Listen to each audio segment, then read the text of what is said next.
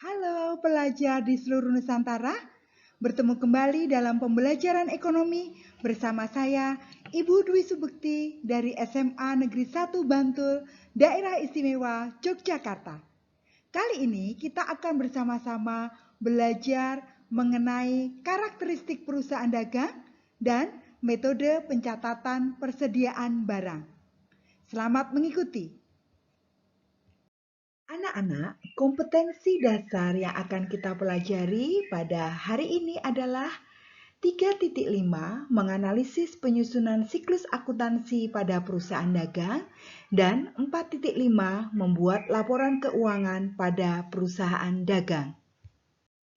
Setelah mengikuti kegiatan pembelajaran hari ini, diharapkan kalian dapat menjelaskan pengertian perusahaan dagang, menjelaskan ciri-ciri perusahaan dagang, menjelaskan transaksi dan akun-akun perusahaan dagang, menjelaskan syarat pembayaran dan syarat penyerahan barang, dan menyusun jurnal umum, metode fisik, dan perpetual. Dalam pembelajaran materi semester 1, kalian telah mempelajari mengenai siklus akuntansi pada perusahaan jasa, yaitu suatu perusahaan yang memberikan layanan jasa untuk mendapatkan penghasilan. Nah, setelah kamu memahami berbagai hal mengenai siklus akuntansi perusahaan jasa, maka pada pembelajaran kali ini kita lanjutkan dengan membahas siklus akuntansi pada perusahaan dagang. Sebagaimana kalian ketahui, dalam dunia usaha dikenal berbagai perusahaan dagang, baik pedagang besar maupun pedagang kecil atau pedagang eceran. Tahukah kamu apa yang dimaksud dengan perusahaan dagang itu? Perusahaan dagang adalah perusahaan yang kegiatannya membeli barang dan menjualnya kembali tanpa melakukan perubahan terhadap barang tersebut terlebih dahulu. Perusahaan dagang memiliki ciri-ciri sebagai berikut. Usaha yang dilakukan yaitu membeli barang dan atau menjualnya tanpa melakukan perubahan bentuk. Pendapatannya berasal dari hasil penjualan barang dagang. Terdapat perhitungan harga pokok penjualan untuk menentukan laba atau rugi, dan beban operasionalnya terdiri atas beban penjualan dan beban administrasi umum. Apa saja transaksi-transaksi yang terjadi pada perusahaan dagang? Di antaranya adalah membeli atau menjual barang dagang secara tunai, kemudian membeli atau menjual barang dagang secara kredit, kemudian menerima atau memberi potongan pembelian atau penjualan, kemudian mengembalikan atau menerima barang dagang yang telah dijual atau dibeli, dan membayar atau menerima penghitungan biaya angkut pembelian. Dalam perusahaan dagang terdapat akun-akun khusus yang tidak dijumpai pada perusahaan jasa.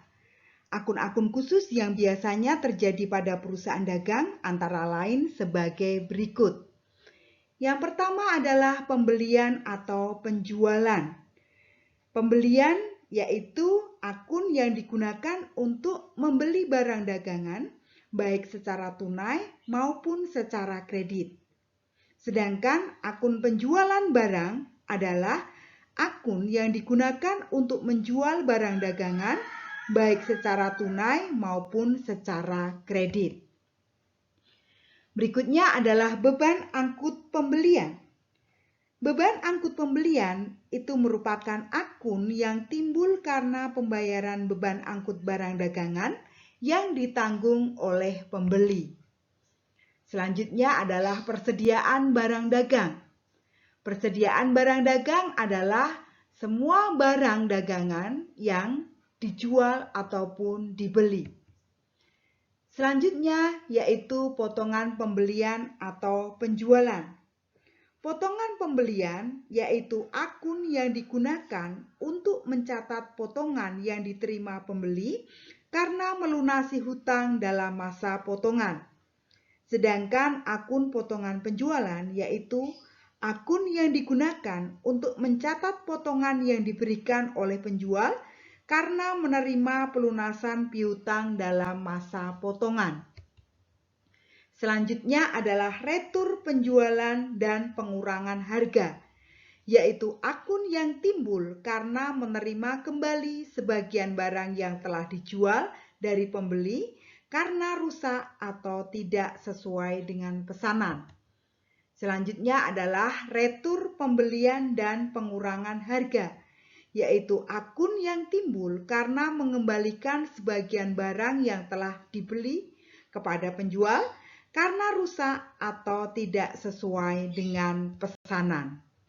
Dalam perjanjian jual beli barang dagangan, terdapat beberapa syarat pembayaran antara lain sebagai berikut. 2/10 N/30. Artinya adalah pelanggan akan diberikan potongan 2% dari harga faktur bila membayar paling lambat hari ke-10 sejak transaksi terjadi. Adapun batas waktu akhir pelunasan adalah 30 hari sejak terjadi transaksi. Selanjutnya adalah N/5 EOM. Artinya, pelanggan harus membayar pada tanggal 5 sesudah akhir bulan, tanggal 5 bulan berikutnya, sebesar jumlah rupiah pada harga faktur. Selanjutnya adalah N/60. Artinya adalah periode waktu pelunasan paling lambat 60 hari sejak transaksi terjadi, atau jangka waktu kredit adalah 60 hari. Syarat pembayaran lainnya adalah COD atau Cash on Delivery. Di sini pelanggan harus langsung membayar segera sesudah barang yang dibeli tersebut diterima. Pada perusahaan dagang terdapat syarat penyerahan barang. Di antaranya adalah FOB Shipping Point atau Free On Board Shipping Point atau Franko Gudang Penjual, yaitu semua ongkos pengiriman barang menjadi tanggungan pihak pembeli, atau dengan kata lain, barang diserahkan di gudang penjual. Selanjutnya adalah Free On Board Destination Point atau FOB Destination Point atau Franko Gudang Pembeli, yaitu semua ongkos pengiriman barang menjadi tanggungan pihak penjual, atau dengan kata lain, barang diserahkan di gudang pembeli. Berikutnya adalah Cost Insurance and Freight, di mana pihak penjual menanggung biaya pengiriman barang dan premi asuransi kerugian atas barang tersebut. Syarat penyerahan barang berikutnya adalah Cost Insurance and Freight Inclusive Commission. Artinya sama dengan Cost Insurance Freight ditambah dengan tanggungan biaya komisi. Metode pencatatan persediaan barang dagang terdiri dari metode fisik atau periodik atau physical inventory method, kemudian metode perpetual atau terus-menerus atau perpetual inventory method. Berikut adalah contoh bagaimana cara membuat jurnal umum dengan metode fisik atau periodik maupun jurnal dengan metode perpetual. Kita lihat satu persatu transaksinya. Yang pertama adalah tentang pembelian barang dagang secara kredit. Maka dengan metode fisik atau periodik itu dengan mendebet pembelian dan mengkredit utang dagang. Jadi pembelian menjadi bertambah dicatat di debit dan hutang dagang menjadi bertambah dicatat di sisi kredit. Kalian bandingkan dengan metode perpetual, maka pada metode perpetual debitnya adalah persediaan barang dagang dan kreditnya adalah utang dagang. Kemudian untuk pembelian barang dagang secara tunai, maka karena ini tunai maka berarti kasnya menjadi berkurang. Kas berkurang itu dicatat di sisi kredit seperti pada waktu kita belajar jurnal pada perusahaan jasa. Untuk metode fisik, maka pembelian barang dagang tadi pembeliannya akan didebet. kreditnya kas. Sedangkan pada metode perpetual, maka yang didebet adalah persediaan barang dagang, kreditnya adalah kas. Berikutnya adalah transaksi berkaitan dengan pembayaran beban angkut pembelian. Maka pada metode fisik, beban angkut pembelian ini akan menambah beban, sehingga beban angkut pembelian akan didebet, kreditnya adalah kas. Untuk metode perpetual, bukan beban angkut pembelian, tetapi persediaan barang dagang.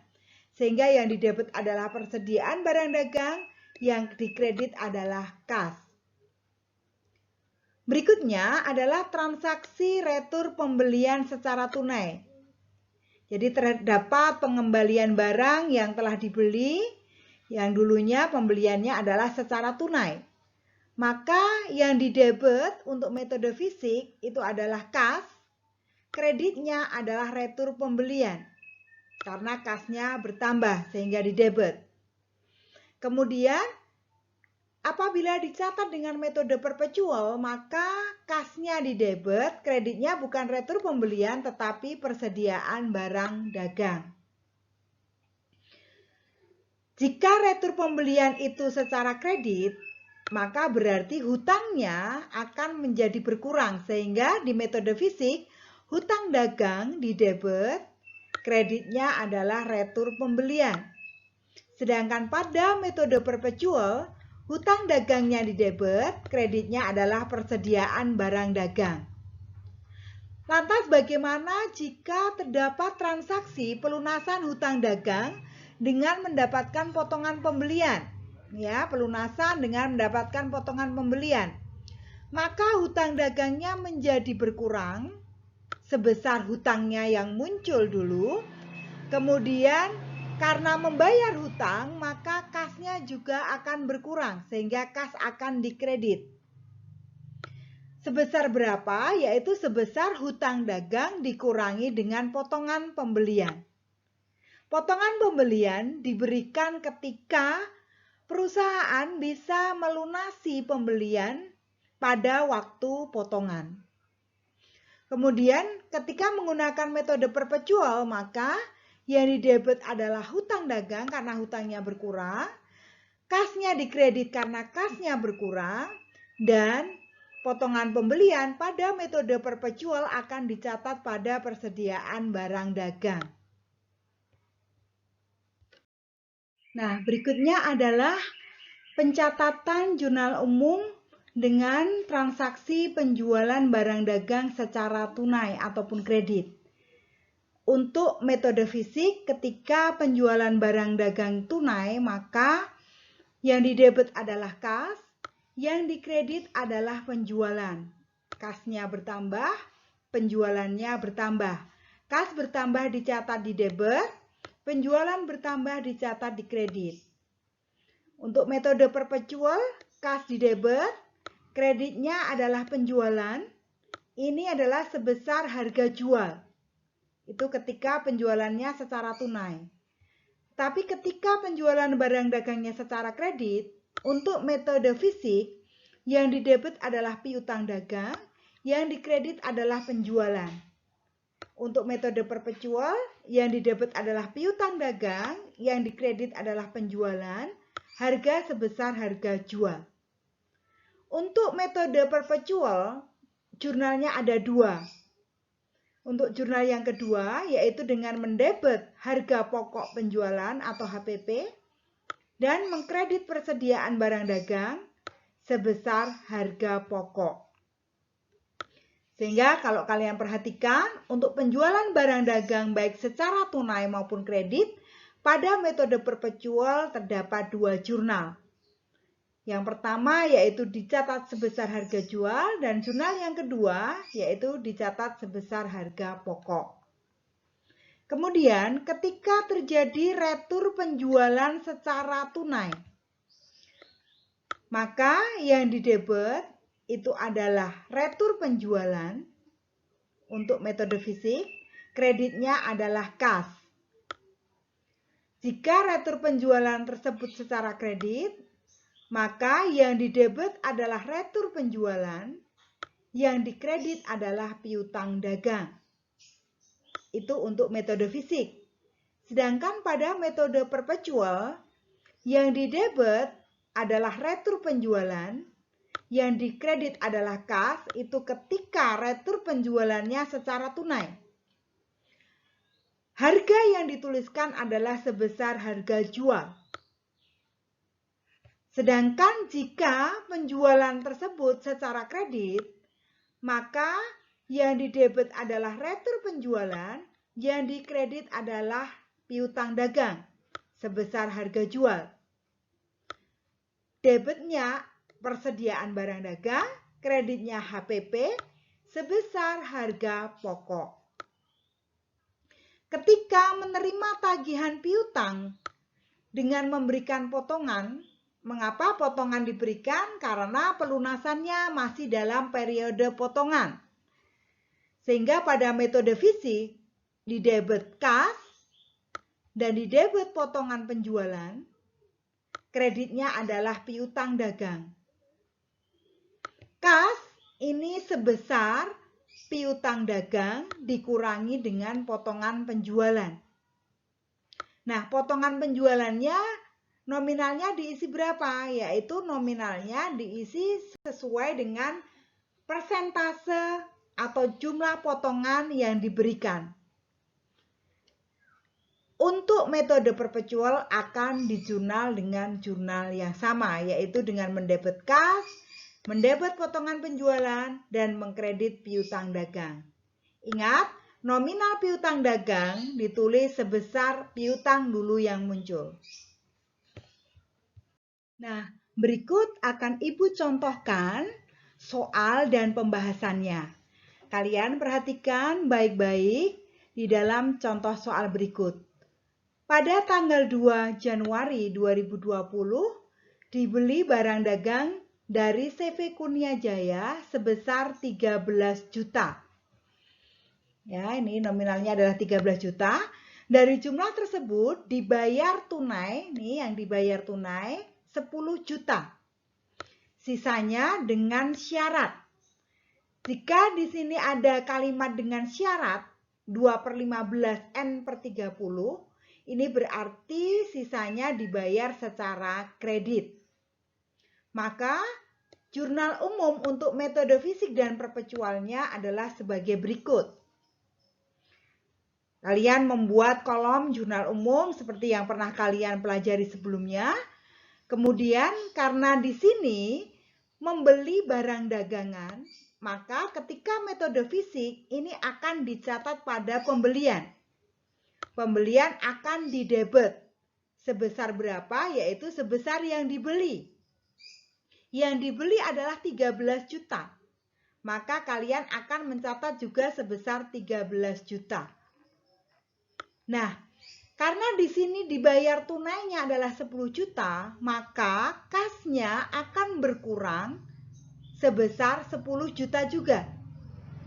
Kas berkurang itu akan dicatat di sisi kredit.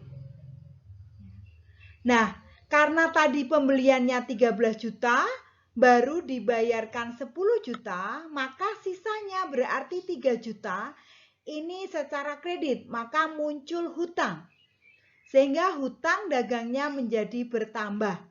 Hutang bertambah akan dicatat di sisi kredit. Sehingga jurnal secara lengkapnya adalah pembelian didebet sebesar 13 juta, kas dikredit sebesar 10 juta, dan hutang dagang dikredit sebesar 3 juta. Keterangannya adalah pembelian barang dagang. Itu untuk metode fisik. Sedangkan pada metode perpetual, kalian lihat, pada waktu membeli barang dagang ini, tanggal 2 Januari ini, maka yang didebet adalah persediaan barang dagang. Kenapa didebet? Karena persediaan barang dagangnya bertambah. Sebesar berapa? Sebesar nominal yang dibeli. Nominal yang dibeli adalah 13 juta. Sehingga di sini akan dicatat juga sebesar 13 juta. Tetapi baru dibayar tunai 10 juta. Maka kasnya berkurang berarti baru sebesar 10 juta. Karena tunainya adalah 10 juta. Sisanya itu secara kredit, berarti muncul hutang dagang. Maka hutang dagang menjadi bertambah sebesar 3 juta. Contoh soal berikutnya adalah pada tanggal 3 Januari 2020 dijual barang dagang kepada CV Tiani senilai 9 juta. Harga pokok barang 7.800.000, syarat pembayaran 2/10 EOM. Nah, bagaimana jurnal umumnya untuk metode fisik dan perpetual? Kalian lihat pembahasan berikut ini. Karena di sini ada syarat pembayaran, kalian perhatikan ada syarat pembayaran, maka berarti penjualannya tersebut secara kredit. Maka ketika menjual secara kredit, di debitnya adalah piutang dagang. Ya, di debitnya piutang dagang. Piutang dagang menjadi bertambah sebesar 9 juta. Karena tadi penjualannya juga senilai 9 juta. Kreditnya adalah penjualan, juga sebesar nominal yang sama. Ini untuk metode fisik. Nah, untuk metode perpetual ada 2 jurnal, yaitu dengan mendebit piutang dagang dan mengkredit penjualan senilai 9 juta, yaitu sebesar harga jualnya, ya, sebesar harga jualnya 9 juta. Dan jurnal yang kedua adalah dengan mendebit harga pokok penjualan dan mengkredit persediaan barang dagang sebesar harga pokoknya. Harga pokoknya adalah 7.800.000, maka kalian akan jurnal juga sebesar nominal yang sama, yaitu 7.800.000 rupiah. Contoh soal berikutnya adalah pada tanggal 5 Januari 2020 dikembalikan barang yang telah dibeli dari CV Kurnia Jaya 500.000 rupiah karena barang tersebut rusak. Jurnal umum untuk metode fisik dan perpetualnya adalah sebagai berikut. Pada metode fisik akan didebet hutang dagang, kreditnya adalah retur pembelian dan pengurangan harga sebesar 500.000 rupiah. Mengapa hutang dagangnya didebet? Karena ketika kita di sini membeli barang dagang secara kredit, maka dulunya akan dicatat sebagai hutang dagang. Ketika kita mengembalikan barang yang telah dibeli karena barang tersebut rusak atau tidak sesuai pesanan, maka berarti hutang kita akan menjadi berkurang sebesar yang kita kembalikan tersebut. Maka hutangnya akan didebet. Pada metode perpetual, di sini yang didebet adalah utang dagang, kreditnya adalah persediaan barang dagang dalam nominal yang sama, yaitu sebesar barang yang dikembalikan, yaitu 500.000 rupiah. Contoh soal berikutnya adalah pada tanggal 10 Januari 2020 diterima pelunasan dari CV Tiani atas penjualan barang dagang tanggal 3 Januari senilai 9 juta dengan harga pokok 7.800.000 rupiah. Syarat pembayarannya adalah 2/10 EOM. Maka jurnal umum untuk metode fisik dan perpetualnya adalah sebagai berikut.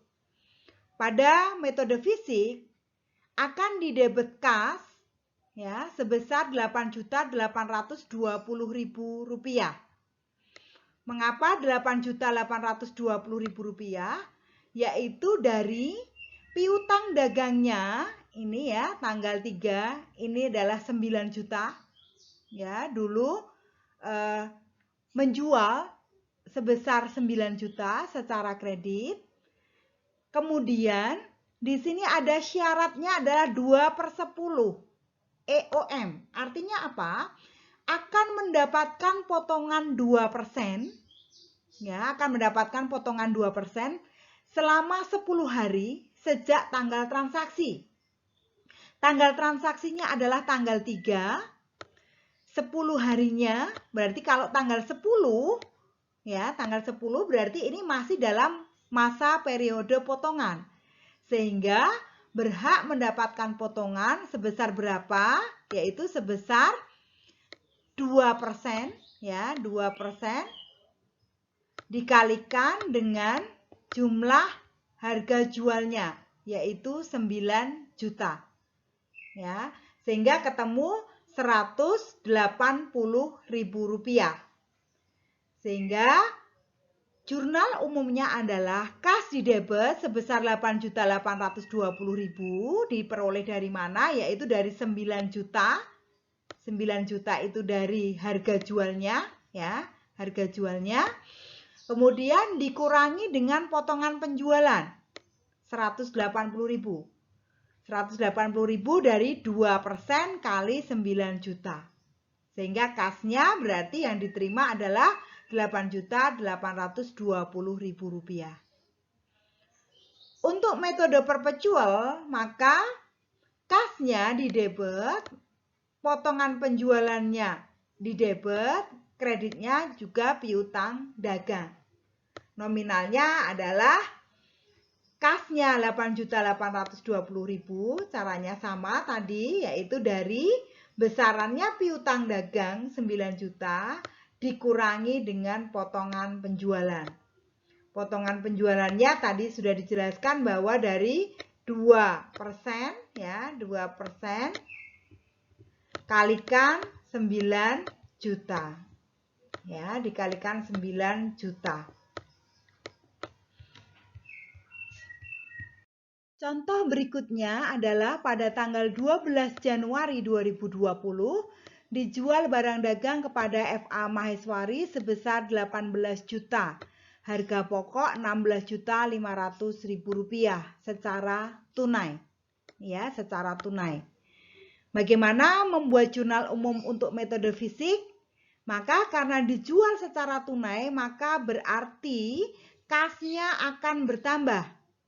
Kas bertambah akan dicatat di sisi debit, yaitu sebesar harga jualnya, yaitu 18 juta.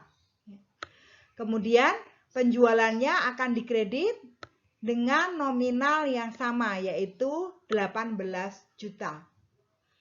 Untuk metode perpetual, pada penjualan tunai, maka yang didebit adalah kas, kreditnya adalah penjualan, senilai harga jualnya 18 juta, ya, dan mendebit harga pokok penjualan dan mengkredit persediaan barang dagang, yaitu sebesar harga pokoknya, ya, yaitu Rp16.500.000. Contoh soal berikutnya, pada tanggal 13 Januari dilunasi pembelian barang dagang dari CV Kurnia Jaya tanggal 2 Januari 2020. Kemudian bagaimana membuat jurnal umum baik metode fisik maupun perpetualnya. Kalian harus ingat bahwa di sini terjadi transaksi pelunasan pembelian barang dagang. Maka kita akan runtut ke belakang. Transaksi ini berkaitan dengan transaksi tanggal berapa. Jadi transaksi tanggal 13 Januari itu berkaitan dengan transaksi tanggal 2 Januari dan juga tanggal 5 Januari. Yang tadi transaksi yang sudah disampaikan pada contoh sebelumnya.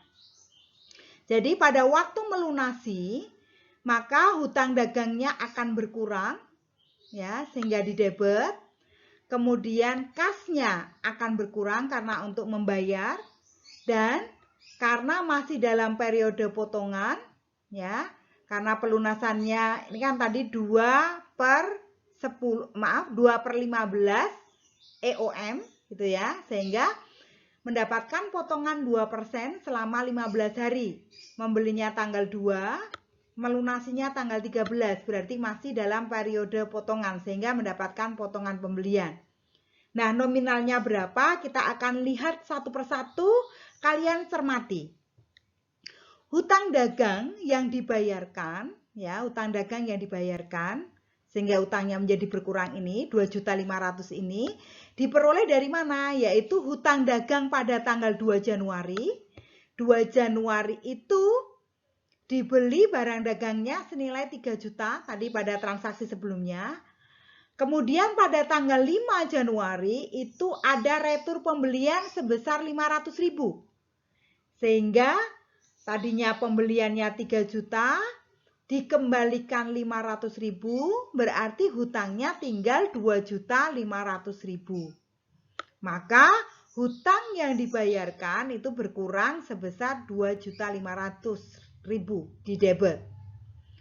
Kemudian kasnya berapa? Yaitu kas yang dibayarkan sebesar hutang dagang dikurangi dengan potongan pembelian.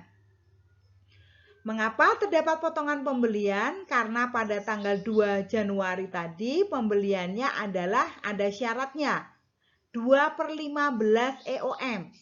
Berarti akan mendapatkan potongan 2% selama 15 hari pelunasan. Dibeli tanggal 2, dilunasi tanggal 13 dalam bulan yang sama. Berarti masuk dalam periode potongan. Sehingga dikalikan 2%, yaitu ketemu 50.000. Maka potongan pembeliannya adalah 50.000. Berarti kasnya adalah besaran hutang dagangnya yaitu 2.500.000 ya, dikurangi dengan 50.000 sehingga ketemu 2.450.000. Untuk metode perpetual yaitu dengan mendebit utang dagang sama caranya yaitu sebesar 2.500.000 dari 3 juta utang dagang tanggal 2 dikurangi retur pembelian 500.000 tanggal 5 Januari. Kemudian kasnya 2.450.000 diperoleh dari hutang dagang dikurangi dengan potongan pembeliannya. Potongan pembeliannya adalah 2% kali 2.500.000. Hanya pada metode perpetual bukan dicatat dengan menggunakan potongan pembelian, tetapi dicatatnya adalah dengan persediaan barang dagang sebesar nominal 50 juta. Ya. Sehingga 50.000. Sehingga kalian lihat hutang dagang di debit 2.500.000, kasnya dikredit 2.450.000 dan persediaan barang dagang dikredit sebesar Rp50.000.